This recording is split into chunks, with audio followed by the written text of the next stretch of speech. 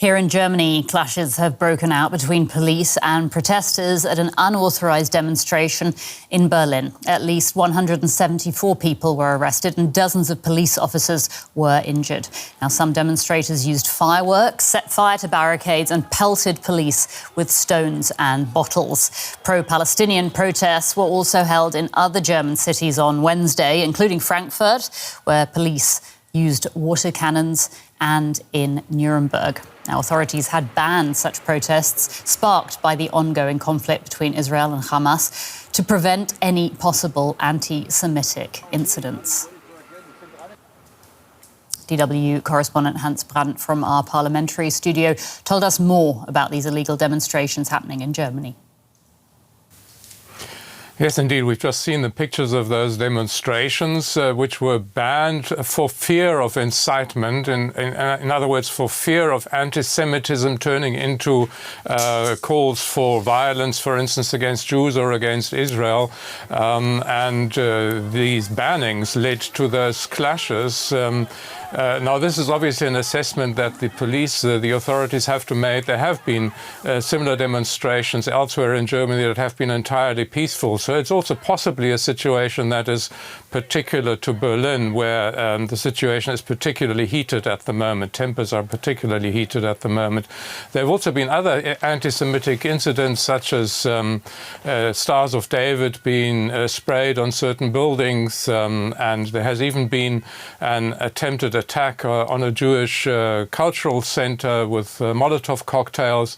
So yes, these kinds of things have been increasing. Maybe one should say that anti-Semitism itself is not illegal in Germany, but obviously what's illegal is calling for violence or acting in a violent manner.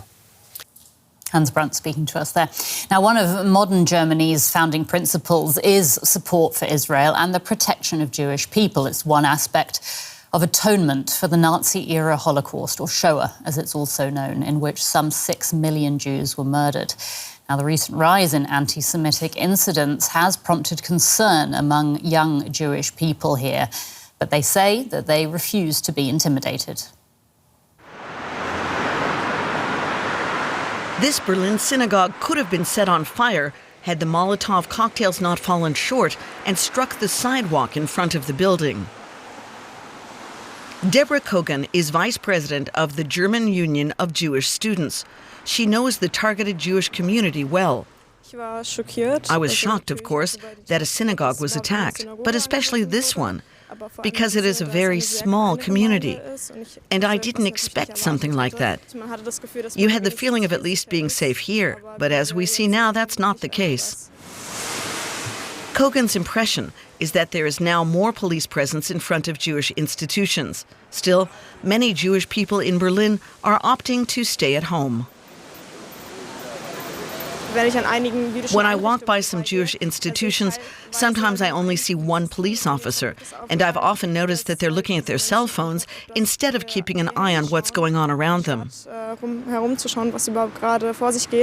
Even if it's still difficult to lead a normal Jewish life in Germany, a life in safety, long after the Shoah, 20-year-old Deborah Kogan does not want her home to be taken away from her.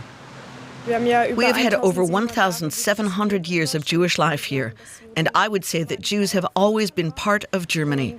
Many are now considering whether they still have a future here at all. It's sad to have such thoughts after all these years, after everything we've been through, that Jewish life in Germany should end with this. Deborah Kogan doesn't want to hide. In fact, she advocates for dialogue, even if that seems unlikely at this point in time.